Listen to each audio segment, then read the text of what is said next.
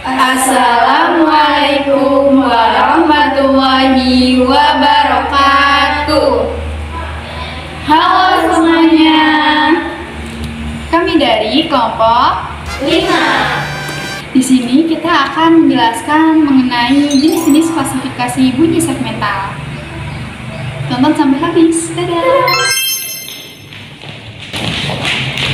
Kakak, boleh tanya tentang jenis kriteria klasifikasi bunyi segmental nggak, Kak?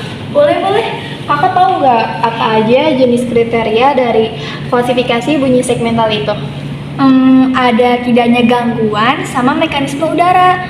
Maksudnya tidak adanya gangguan sama mekanisme udara itu gimana sih, Kak? Boleh jelasin nggak, Kak? Boleh. Jadi ada tidaknya gangguan. Gangguan yang dimaksud adalah penyempitan atau penutupan yang dilakukan oleh alat-alat ucap atas arus udara dalam pembentukan bunyi. Contohnya vokoid. Nah, kalau mekanisme udara merujuk pada bagaimana aliran udara dihasilkan dan didapatkan untuk menghasilkan bunyi. Contohnya mekanisme udara oral.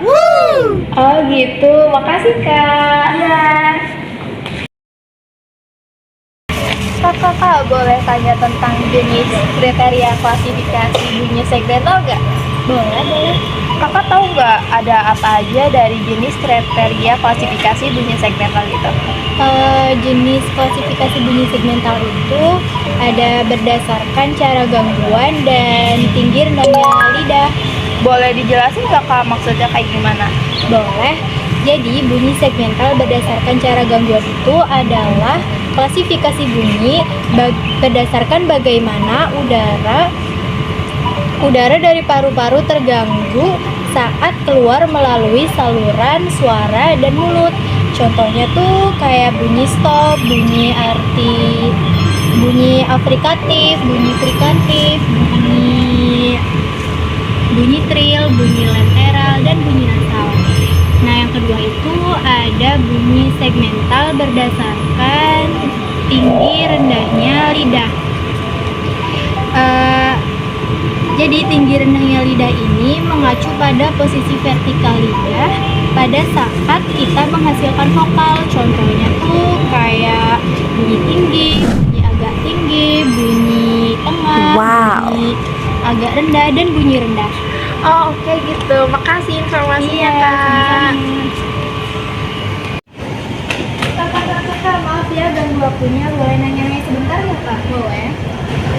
Kakak tahu nggak jenis kriteria klasifikasi bunyi segmental itu gimana? Oh, yang kayak arah udara sama pita suara nggak sih? Ada lagi yang lewat lubang udara sama mekanisme artikulasi. Itu boleh dijelasin nggak, Pak? Gimana? Oh, boleh. Jadi kayak arah udara itu bisa dilihat dari suatu bunyi yang dihasilkan. Contohnya tuh seperti agresif sama invasif. Sedangkan pita suara bisa dilihat bergetar tidaknya bunyi yang dihasilkan. Contohnya tuh seperti bunyi mati sama bunyi gitu. Kalau yang dimaksud kakaknya gimana? Kalau aku lubang lewatan udara sendiri itu bunyi segmental yang diklasifikasikan berdasarkan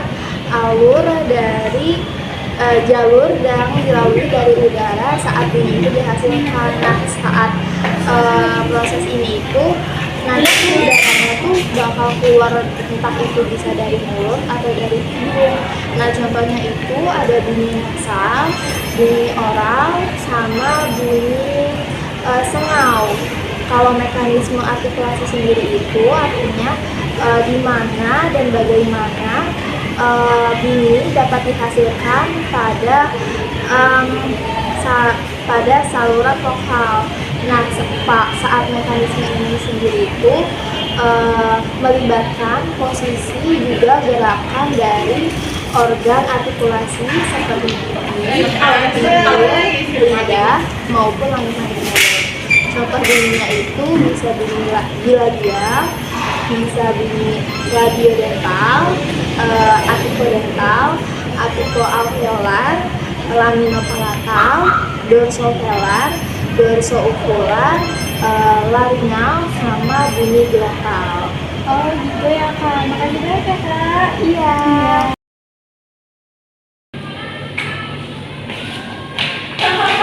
Boleh tanya tentang jenis kriteria klasifikasi bunyi segmental nggak Kak? Oh, boleh-boleh. Yang tentang maju mundurnya lidah sama bentuk bibir bukan sih? Bener-bener Kak, boleh jelasin nggak Kak maksudnya kayak gimana?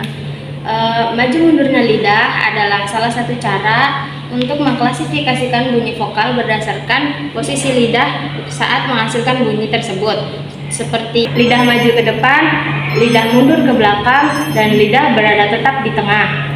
Lalu ada bentuk bibir. Bentuk bibir juga memainkan peran penting dalam produksi bunyi vokal, seperti bibir membulat dan bibir tidak membulat. Jadi kayak gitu Kak penjelasannya. Oh gitu, makasih informasinya Kak. Sama-sama. Selanjutnya saya akan memberikan contoh dari klasifikasi bunyi segmental. Yang pertama ada dari kriteria ada tidaknya gangguan.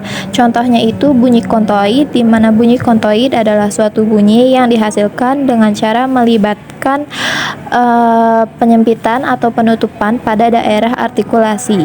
Contohnya itu terdapat pada bunyi vokal M dan N. Yang kedua ada mekanisme udara. Contohnya itu ada bunyi mekanisme udara oral, yaitu udara yang datangnya dari mulut. Contohnya itu pada kata buku, kata, rumah, sapu, dan pintu. Yang ketiga ada dari arah udara. Contohnya itu bunyi agresif pulmonik, yaitu mekanisme produksi suara di mana udara dikeluarkan dari paru-paru melalui saluran suara untuk menghasilkan bunyi.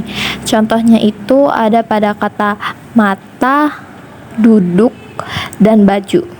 Yang keempat ada berdasarkan pita suara. Contohnya itu bunyi bersuara atau pita suaranya itu bergetar. Contohnya itu pada kata bunyi batu, di mana bunyi huruf B dan T itu menggunakan pita suara. Atau ada juga pada kata gigi, di mana bunyi G itu bersuara, dan juga zebra, di mana bunyi Z itu bersuara. Lalu yang kelima ada lubang lewatan udara. Contohnya itu bunyi nasal, yaitu bunyi yang terjadi ketika langit-langit lunak atau velum menurun, membuka jalan menuju hidung sehingga udara keluar melalui hidung. Biasanya ini terjadi ketika konsonan dihasilkan dengan hambatan di rongga mulut, tetapi udara tetap dibiarkan mengalir melalui hidung. Contohnya itu ada pada kata M, ada pada huruf M pada kata mama, atau huruf N pada kata nasi. Lalu selanjutnya ada mekanisme artikulasi. Contohnya itu bunyi labiodental, di mana bunyi ini dibentuk dengan bibir bawah mendekati atau menempelkan pada gigi atas.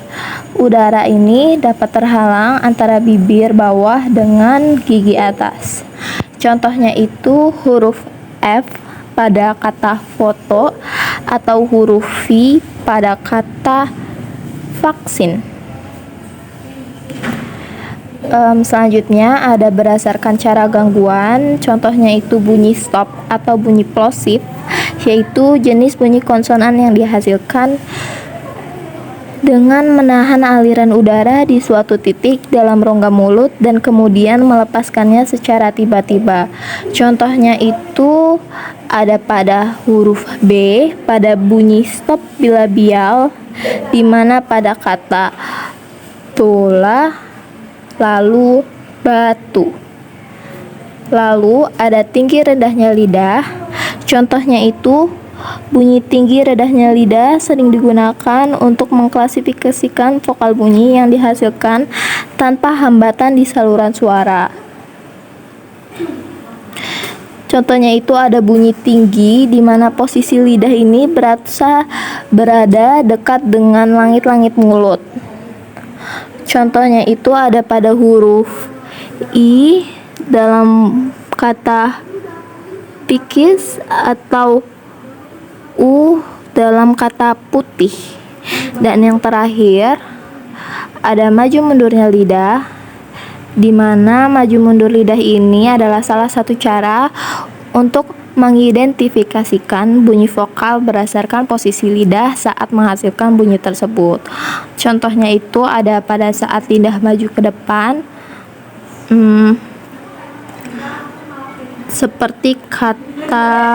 seperti bunyi vokal I dan A. Lalu contohnya itu ada bunyi I pada kata ibu atau bunyi A pada kata anak.